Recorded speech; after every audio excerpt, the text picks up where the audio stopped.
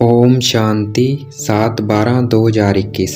आज की मुरली से मनन चिंतन। अभी हम जानते हैं भारत में फिर से स्वर्ग के आदि सनातन देवी देवता धर्म की स्थापना हो रही है, अर्थात लक्ष्मी नारायण के राज्य की स्थापना हो रही है। तो हमें बहुत खुशी होनी चाहिए।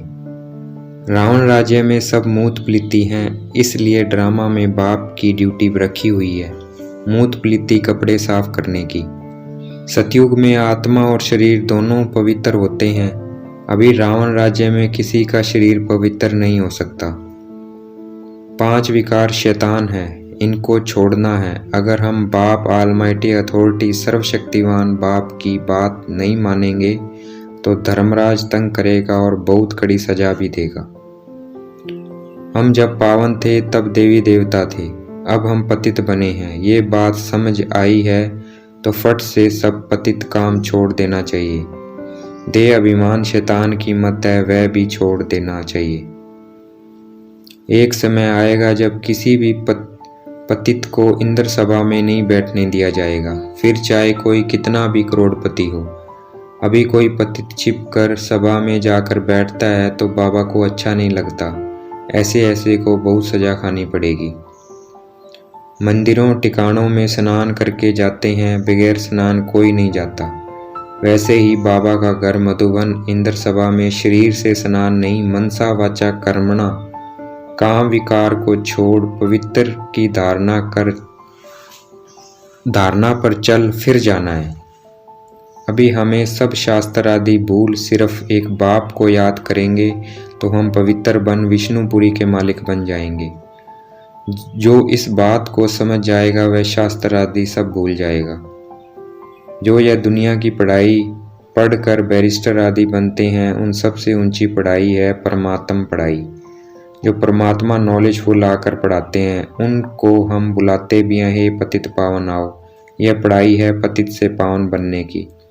इसलिए सतयुग को पावन राज्य अर्थात राम राज्य और कलयुग को कहते हैं पतित राज्य अर्थात रावण राज्य। हम देखते भी हैं पतित मनुष्य मंदिर में जाकर पावन देवताओं को सिर झुकाते हैं। इसका मतलब देवता पवित्रता में सबसे ऊंचे हैं, सन्यासियों से भी ऊंचे हैं। सन्यासियों का कोई मंदिर नहीं बनता। अब जब मनुष्य की भक्ति तमो प्रधान हो गई है तो वह पतित मनुष्य के भी चित्र रखते हैं। मनुष्य की पूजा अर्थात 5 तत्वों की पूजा। जब भक्ति सतो प्रधान थी तब सिर्फ एक शिव की पूजा होती थी। देवताओं को सतो प्रधान शिव बाबा ने ही बनाया है तो पूजा एक शिव बाबा की होनी चाहिए। परंतु यह ड्रामा बना हुआ है, सतो रजो तमो में जरूर आना है। सतयुग में मरने के बाद यह कोई रिवाज नहीं होता कि शरीर को उठाकर शमशान घाट लेकर जाएं। उसके पीछे इतना रोना, उसको याद करते हैं, ब्राह्मण खिलाते हैं, हड्डियों को नदी में डालना। वहाँ यह कोई भी बात नहीं होती क्योंकि वहाँ शरीर का कोई मूल्य नहीं होता। बिजली पर रखा और खलास। परमात्मा पढ़ाई जितनी पढ़ेंगे उतना धनवान बनेंगे। सारा मदार पवित्रता पर है। जो सेंटर पर आता है उनको समझाना है। पवित्र नहीं बनेंगे तो नॉलेज बुद्धि में नहीं ठहरेगी। अगर नॉलेज बुद्धि में नहीं ठहरेगी तो समय पर जब उस नॉलेज की हमें जरूरत होगी वह हमारे काम नहीं आएगी। पवित्र रहते रहते फिर पतित बने तो नॉलेज एकदम खत्म हो जाएगी। बाबा को याद करते अर्थात योग सीखते सीखते अगर पतित बने तो सब कुछ मिट्टी में मिल जाएगा।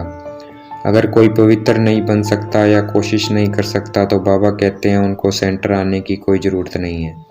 लेकिन अगर कोई कोशिश कर रहा है वह आ सकता है, क्योंकि इसमें थोड़ा समय लगता है। हिम्मत नहीं हारनी है। सारी दुनिया बुला रही है पतित पावन आओ। क्यों बुला रहे हैं? क्योंकि पतित हैं और पावन बनना है, इसलिए बाप को बुलाया है। अब याद से पावन बनना है, नहीं तो सजा खानी पड़ेगी, क्योंकि पावन बने बगैर हम जा नहीं सकते। वो लोग समझते हैं ब्रह्म परमात्मा है और आत्मा उसमें लीन हो जाती है। बाप कहते हैं ना ब्रह्म परमात्मा है ना आत्मा उसमें लीन होती है, क्योंकि आत्मा अविनाशी है और आत्मा को फिर से जन्म लेना पड़ता है।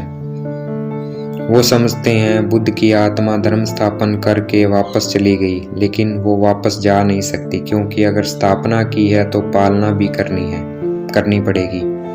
इसी तरह हम भी देवी देवता धर्म की स्थापना कर रहे हैं। फिर स्थापना कर मुक्ति में नहीं बैठ सकते, उसकी पालना भी करनी है। जो जिस धर्म का होगा वो उसी धर्म में आएगा। देवी देवता धर्म पावन धर्म था, अब देवी देवता धर्म के स्थापना का कार्य हो रहा है। शास्त्र आदि सब भक्ति मार्ग के हैं।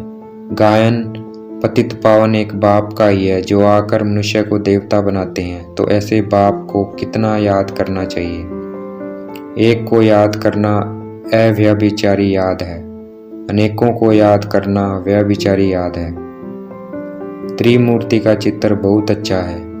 ऊपर में है बाप, नीचे है दादा। बाप को याद करेंगे तो बीच में विष्णु चतुर्भुज लक्ष्मी नारायण जैसे बन जाएंगे।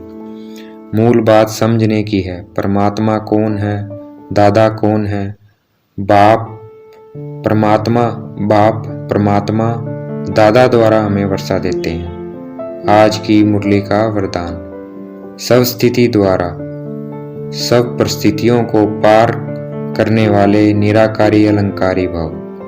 आज की मुरली का स्लोगन, संकल्प का एक कदम आपका तो सहयोग के 1000 कदम बाप के। अच्छा, ओम शांति। शुक्रिया मीठे बाबा, शुक्रिया।